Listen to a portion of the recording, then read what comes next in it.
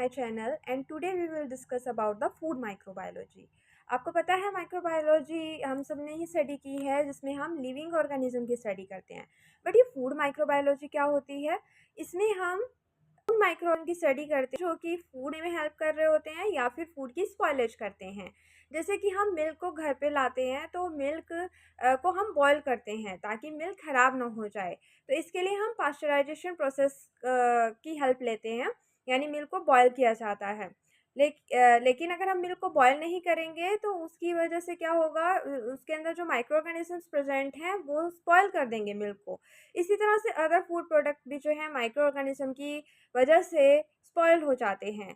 तो फूड की spoilage and कौन-कौन से फूड्स के माइक्रो ऑर्गेनिज्म के थ्रू प्रिपेयर होते हैं, आज के टॉपिक में हमने यही स्टडी करना है। तो आइए आज का टॉपिक स्टार्ट करते हैं। आज का जो हमारा टॉपिक है वो फूड माइक्रोबायोलॉजी है। जैसा कि तो इसमें पहले तो माइक्रोबायोलॉजी हमें पता ही है कि जिसमें हम माइक्रो ऑर्गेनिज्म की स्टडी करते हैं। माइक्रो ऑर्गेनिज्म कौन कौन हो गए? Bacteria, east, mould and viruses. इनका रोल फूड प्रोडक्शन में भी होता है, प्रिजर्वेशन में भी होता है, फूड की स्पॉयलेज में भी होता है एंड सेफ्टी में भी होता है।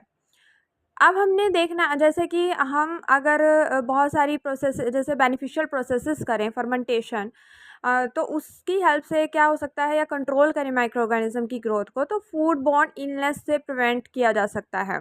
क्योंकि फूड बॉर्न इलनेस जो होती है वो किसकी वजह से होती है? फूड माइक्रो ऑर्गेनिज्म, यानी कि जो माइक्रो ऑर्गेनिज्म फूड में प्रेजेंट होते हैं। अगर आप कंटामिनेटेड फूड खाते हो तो उसी की वजह से आपको डायरिया की प्रॉब्लम, टाइफाइड की प्रॉब्लम होती है। तो अगर हम उसको माइक्रो ऑर्गेनिज्म की ग्रोथ को रोक दें और उसको प्रिवेंट करें तो फिर ये फूड बॉर्न जो इलनेस है वो नहीं होगी। और साथ में जो माइक्रो ऑर्गेनिज्म का रोल है वो फूड स्पॉयलेज में तो है ही, इसके साथ में बहुत सारे माइक्रो ऑर्गेनिज्म यूज़ किए जाते हैं बहुत सारे फूड प्रोडक्ट बनाने के लिए। तो आगे हम इसी के बारे में डिस्कस करेंगे। पहले फूड माइक्रोबायोलॉजी मतलब जब हम माइक्रोबायोलॉजी का इंटरेक्शन होता है फूड के साथ, यानी हम इसमें उन माइक्रो ऑर्गेनिज्म की स्टडी करते हैं जो या तो फूड का स्पॉयलेज कर रहे होते हैं, उसको डिट्रॉयट करते हैं, या फिर वो बेनिफिशियल रोल होता है उनका फूड प्रोसेसिंग में। फर्मेंटेशन के थ्रू आपके बहुत सारे फूड प्रोडक्ट बनते हैं, तो इसमें माइक्रो ऑर्गेनिज्म इन्वॉल्व होते हैं। इसके अलावा ये फूड बॉर्न इलनेस कर सकते हैं एंड कंटामिनेशन कर सकते हैं। जो प्राइमरी एम है वो ये है फूड माइक्रोबायोलॉजी का कि ऐसी प्रोसेसेस को डेवलप करना जो इंश्योर करती हो फूड की सेफ्टी और साथ में फूड की जो शेल्फ लाइफ है उसको भी इंक्रीज करती हों। तो ये मल्टी डिसिप्लिनरी फील्ड है जिसमें food science, molecular biology, biotechnology and quality assurance and microbiology का इन्वॉल्वमेंट होता है। कौन कौन से माइक्रो ऑर्गेनिजम्स हैं जो रेलेवेंट हैं फूड इंडस्ट्री के लिए? पहले आते हैं आपके बैक्टीरिया। बैक्टीरिया बहुत ही एक्सटेंसिवली स्टडीड माइक्रो ऑर्गेनिजम्स हैं और 3 मेजर ग्रुप्स हैं इनमें। सबसे पहले बेनिफिशियल बैक्टीरिया, यानी कि जो फूड फर्मेंटेशन में हेल्प करते हैं, जो प्रोबायोटिक की डेवलपमेंट करते हैं। आप सभी प्रोबायोटिक मोस्टली कंज्यूम करते होंगे, तो प्रोबायोटिक जो है वो बहुत ज़्यादा बेनिफिशियल क्यों है? Due to microorganisms. जैसे लैक्टोबैसिलस स्पेसीज, ये क्या करता है? ये आपकी कर्ड बनाने में हेल्प करता है। स्ट्रेप्टोकोकस, थर्मोफिलस, ये डेयरी फर्मेंटेशन में यूज़ किए जाते हैं, यानी जहाँ पे डेयरी प्रोडक्ट्स बन रहे होते हैं।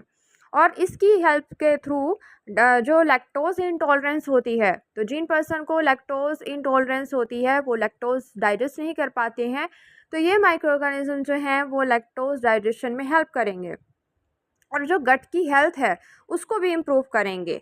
इन बैक्टीरिया को से हम एंटी माइक्रोबियल सब्सटेंसेस भी प्रोड्यूस कर सकते हैं, जैसे जैसे कि लैक्टिक एसिड एंड बैक्टीरियोसिन्स।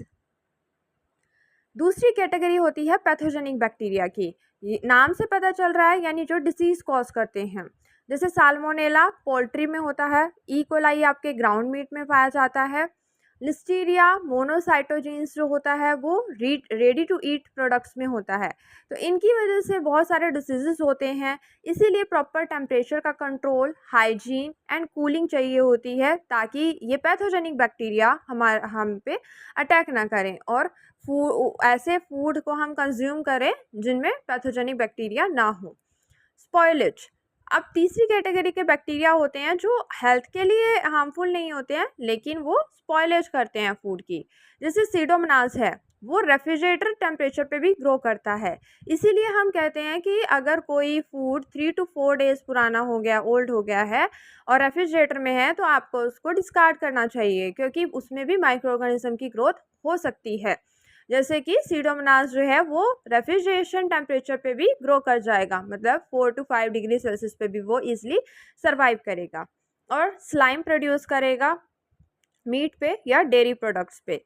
स्पॉयलेज से क्या होता है, जो शेल्फ लाइफ होती है फूड की वो कम रिड्यूस हो जाती है, साथ में जो फ्लेवर है वो चेंज हो जाएगा और इसकी वजह से इकोनॉमिक लॉसेस होता है। नेक्स्ट जो टाइप है वो है माइक्रो ऑर्गेनिज्म का ईस्ट। ईस्ट यूनिसेल्युलर फंजाई होते हैं, इनका फूड इंडस्ट्री में रोल होता है। पहला तो यूज़फुल रोल होता है, जितनी भी अल्कोहल इंडस्ट्री है, बेकिंग इंडस्ट्री है, वहाँ पे ईस्ट का यूज़ किया जाता है, क्योंकि ईस्ट का रोल होता है फर्मेंटेशन में। ये शुगर को फर्मेंट करके कार्बन डाइऑक्साइड एंड इथेनॉल का प्रोडक्शन करता है। तो इसकी हेल्प से हम ब्रेड बना सकते हैं, बियर एंड वाइन का प्रोडक्शन कर सकते हैं। स्पॉयलेज ईस्ट भी होते हैं, जैसे कि कुछ स्पीसीज ईस्ट के जाइगोसैक्रोमाइसिस बेली, ये रेजिस्टेंट होते हैं प्रिजर्वेटिव, जैसे हम फूड में प्रिजर्वेटिव ऐड करते हैं, बट ये वाली जो ईस्ट होती है ये रेजिस्टेंट होती है इस प्रिजर्वेटिव के अगेंस्ट भी, तो जिसकी वजह से क्या होता है, ये फूड को स्पॉयल करते हैं और एसिडिक एनवायरनमेंट में ग्रो कर जाते हैं और स्पॉयलर्स करते हैं फ्रूट जूसेस को एंड सॉफ्ट ड्रिंक्स को एंड सॉसेस को। इसीलिए हमें उनकी डेट को देख करके यूज़ करना चाहिए, क्योंकि अगर हम एक्सपायरी डेट के बाद भी यूज़ कर रहे हैं तो उसमें हो सकता है कि ईस्ट की ग्रोथ हो जाए, क्योंकि ईस्ट जो है वो आपका रेजिस्टेंट होता है प्रिजर्वेटिव के लिए, तो चाहे कितने भी प्रिजर्वेटिव ऐड किए गए हों ये तब भी ग्रो करेगा। मोल्ड, ये थर्ड टाइप होता है। मोल्ड होते हैं मल्टी सेलुलर फंगस, जो कि ज़्यादातर मॉइस्ट या न्यूट्रिएंट रिच कंडीशन में ग्रो करते हैं। इनमें बेनिफिशियल मोल्ड जो होती हैं वो चाहिए, जैसे पेनिसिलियम रॉकीफोर्टी एंड पेनिसिलियम कैम्बरटी, ये दोनों चीज़ राइपनिंग के लिए यूज़ किए जाते हैं। फ्लेवर को भी इन्हांस करते हैं और टेक्सचर को भी इन्हांस करते हैं। लेकिन स्पॉयलेज मोल्ड में कौन आते हैं, एस्पैरागस, फिजारियम, राइजोपस, ये आपके सीरियल, नट्स, ब्रेड्स इनको स्पॉयल कर सकते हैं। इसके अलावा ये टॉक्सिन्स भी प्रोड्यूस करते हैं, जैसे अल्फा टॉक्सिन, ये बहुत ज़्यादा हाईली टॉक्सिक होती है, कार्सिनोजेनिक होती है और इसीलिए ये फूड सेफ्टी के लिए थ्रेट है। नेक्स्ट टाइप है वायरसेस। वायरसेस वैसे तो फूड में मल्टीप्लाई नहीं करते हैं, क्योंकि इन्हें होस्ट चाहिए होता है अपनी रेप्लिकेशन करने के लिए, बट ये कंटामिनेटेड फूड या वाटर के थ्रू ट्रांसपोर्ट हो सकते हैं, ट्रांसमिटेड हो सकते हैं। जैसे कि नोरो वायरस जो होता है, नोरो वायरस, वो गैस्ट्रोएंटराइटिस आउटब्रेक करता है। इसी तरह हेपेटाइटिस ए, ये क्या करता है, ये शेलफिश के थ्रू जो है ट्रांसफ़र होता है और कंटामिनेटेड वाटर, मतलब वाटर को कंटामिनेट करता है। इसीलिए गुड हाइजीन और प्रॉपर सैनिटेशन रखनी चाहिए ताकि वायरस की कंटामिनेशन ना हो।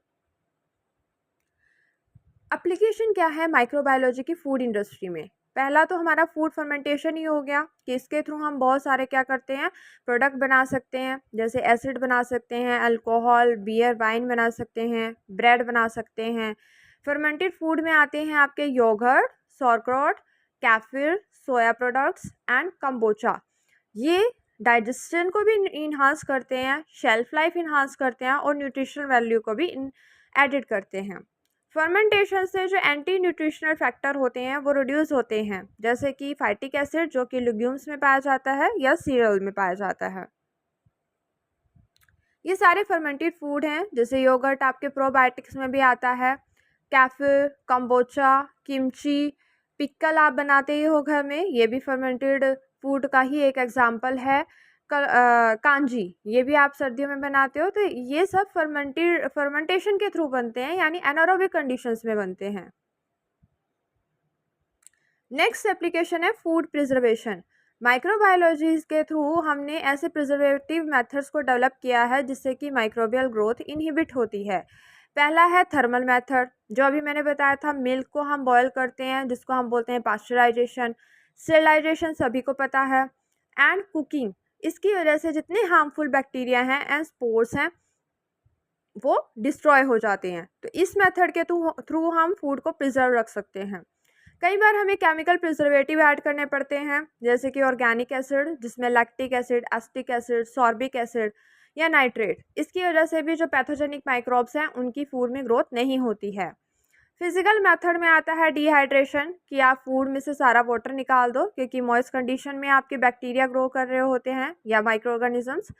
Freezing, irradiation and atmospheric modified atmosphere packaging अगर करते हैं तो माइक्रोबियल ग्रोथ नहीं होती है। हर्डल टेक्नोलॉजी, जिसमें हम कंबाइन करते हैं मल्टीपल प्रिजर्वेशन टेक्निक्स को, जिससे कि आप एक ऐसे एनवायरनमेंट क्रिएट करते हैं जो हॉस्टाइल होता है माइक्रो ऑर्गेनिज्म के लिए। नेक्स्ट है आपका prebiotic and probiotic development. Micro organisms के हेल्प से प्रोबायोटिक डेवलप किए गए हैं जो कि हेल्थ बेनिफिट्स प्रोवाइड करते हैं। साथ में जो ये हमारा इंटेस्टाइन में बैक्टीरिया होती हैं उनको भी बैलेंस करके रखते हैं, इम्यूनिटी को बूस्ट करते हैं, और कहीं पे भी अगर इन्फ्लामेशन होती है तो उसको ये रिड्यूस करते हैं। प्रीबायोटिक ये नॉन डाइजेस्टिबल फाइबर होते हैं जो कि बेनिफिशियल बैक्टीरिया की ग्रोथ को स्टिमुलेट करते हैं। तो माइक्रोबायोलॉजी की हेल्प से हम आइसोलेट कर सकते हैं, करेक्टराइज कर सकते हैं, और सेफ्टी हम देख सकते हैं प्रोबायोटिक स्ट्रेन्स की। नेक्स्ट आ जाएगा स्टार्टर कल्चर। ये क्या होता है, ये माइक्रोबियल प्रिपरेशन होती हैं जो फूड में ऐड की जाती हैं ताकि फर्मेंटेशन अप्रोप्रिएट कंडीशंस में हो सके, और इंश्योर किया जाता है consistency in product quality and safety. Starter culture का यूज़ किया जाता है cheese, yogurt, sausage, bread and beverage industry में, और ये कल्चर सिलेक्टेड किए जाते हैं जैसे एसिड टॉलरेंस के लिए, फ्लेवर प्रोडक्शन के लिए एंड रैपिड ग्रोथ के लिए। क्या रोल है फूड स्पॉयलेज में? अब स्पॉयलेज भी माइक्रो ऑर्गेनिज्म की वजह से होती है, तो क्या क्या होता है? कुछ बायोकेमिकल एक्टिविटीज़ होती हैं। माइक्रोब्स जो हैं वो प्रोटीन्स को ब्रेक डाउन करते हैं, फैट को ब्रेक डाउन करते हैं, कार्बोहाइड्रेट का ब्रेक डाउन करते हैं, जिसकी वजह से जो फ्लेवर है वो चेंज हो जाता है, स्मेल आती है, गैस की प्रोडक्शन होती है और डिस्कलरेशन होता है फूड का। अगर विजुअल एंड फिजिकल चेंजेस देखें तो स्लाइम की फॉर्मेशन आपको दिखेगी, फंगस की ग्रोथ दिखती है, आपने ब्रेड पे भी देखी होगी, और पैकेजेस की ब्लॉटिंग हो जाती है। माइक्रोबियल इंसाइट, इससे हम स्पॉयलेज ऑर्गेनिज्म को आइडेंटिफाई कर सकते हैं, स्टोरेज को इम्प्रूव कर सकते हैं एंड पैकेजिंग सोल्यूशन को इम्प्रूव कर सकते हैं। इंडिकेटर ऑर्गेनिज्म, इनके थ्रू कुछ ऐसे माइक्रोब्स भी होते हैं जिनके थ्रू हम कंटामिनेशन का पता लगा सकते हैं, जैसे कि टोटल प्लेट काउंट जो मेथड होता है उससे हम देख सकते हैं कि कितनी माइक्रोबियल लोड है। फिर कोलीफॉर्म एंड ई कोलाई, इससे हमें पता चलता है कि किसी फूड के अंदर फीकल कंटामिनेशन हुई है या पैथोजन की प्रेजेंस है। अगर हम इन माइक्रो ऑर्गेनिज्म की रेगुलर ट्रैकिंग करें तो हमें पता चल जाएगा। इसीलिए जब भी कोई फूड प्रोडक्ट बनाया जाता है तो उसकी क्वालिटी को अश्योर किया जाता है, उसकी क्वालिटी को चेक किया जाता है, ताकि हमें मार्केट में आने से पहले हमें पता चले कि उसके अंदर कोई माइक्रो ऑर्गेनिज्म की ग्रोथ तो नहीं हो रही है। उसके बाद उसको मार्केट में सप्लाई किया जाता है जब उसकी क्वालिटी सही होती है। तो इसलिए क्वालिटी एश्योरेंस का बहुत इंपॉर्टेंस होता है फूड में, फूड माइक्रोबायोलॉजी में, क्योंकि आप ये चेक करोगे कि किसी फूड को प्रिपेयर करते टाइम कहीं माइक्रो ऑर्गेनिज्म की ग्रोथ तो नहीं हो गई है। उसके बाद जब आप अश्योर हो जाओगे तभी आप जो है फूड को सप्लाई करते हैं। अब क्या क्या इमर्जिंग ट्रेंड्स हैं फूड माइक्रोबायोलॉजी में? ये तो हमने अभी जो पढ़े वो ओल्ड ट्रेंड्स थे, लेकिन नई नई टेक्निक्स कौन सी ऐड हो गई हैं फूड माइक्रोबायोलॉजी में? पहला है नेक्स्ट जनरेशन सीक्वेंसिंग, NGS। इसकी हेल्प से हम जितनी भी माइक्रोबियल कम्युनिटी होती है फूड में, जो नए नए माइक्रो ऑर्गेनिज्म होते हैं, उनकी सीक्वेंसिंग करके हम स्टडी कर सकते हैं कि कौन सा माइक्रो ऑर्गेनिज्म जो है नया ऐड हुआ है फूड माइक्रोबायोलॉजी में। क्रिस्पर टेक्नोलॉजी, इसके थ्रू हम किसी भी माइक्रोब के जीनोम को एडिट कर सकते हैं, और जो हमारा बेनिफिशियल ट्रेट्स हैं जैसे फर्मेंटेशन एफिशिएंसी या पैथोजन रेजिस्टेंस, इसको हम इंक्रीज़ कर सकते हैं। प्रिडिक्टिव माइक्रोबायोलॉजी, ये मॉडल्स, ये इससे क्या होता है कि हम microbial growth under various condition जब करते हैं तो हमें शेल्फ लाइफ पता चल जाती है और फूड सेफ्टी रिस्क भी पता चल जाते हैं। Artificial intelligence and big data, इससे हम जो है कंटामिनेशन का ट्रेंड प्रिडिक्ट कर सकते हैं और जो ऑटोमेट है फूड सेफ्टी कंप्लायंस उसको ऑटोमेट कर सकते हैं। तो ये जो इमर्जिंग ट्रेंड्स हैं, ये न्यू ट्रेंड्स हैं जो फूड माइक्रोबायोलॉजी में अभी यूज़ किए जा रहे हैं। तो आज का जो हमारा टॉपिक है फूड माइक्रोबायोलॉजी वो कंप्लीट होता है।